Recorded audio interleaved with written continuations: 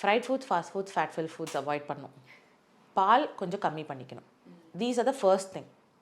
அடுத்தது உடம்புல ஏதாவது வந்துட்டு நம்மளுக்கு மாறி இருக்கா. யூஸ்வலாக நம்மளுக்கு வயசுக்கு வந்த பிறகு ஆக்னி வர ஆரம்பிக்கும், பிம்பிள்ஸ் வர ஆரம்பிக்கும். அதில் டேண்ட்ரஃப் இருக்கான்னு பார்க்கணும்.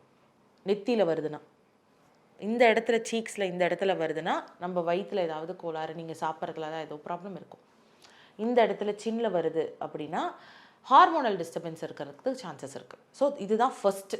என்ன பண்ணாலும் இந்த க்ரீம் போடணும் அந்த க்ரீம் போடுறதுங்கிறதுக்கு முன்னாடி உள்ளார என்ன இருக்குதுன்னு பார்க்கணும். பிகாஸ் ஆல்வேஸ் உள்ளார என்ன இருக்கோ அதுதான் வெளியில் தெரியும்.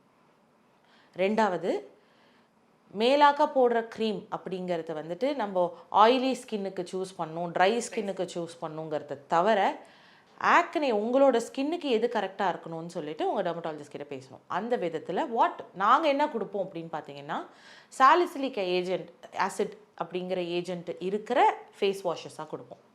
ஸோ தட் அந்த எண்ணெய் சுரப்பி தன்மையை வந்துட்டு கொஞ்சம் கட்டுப்படுத்துறதுக்கு.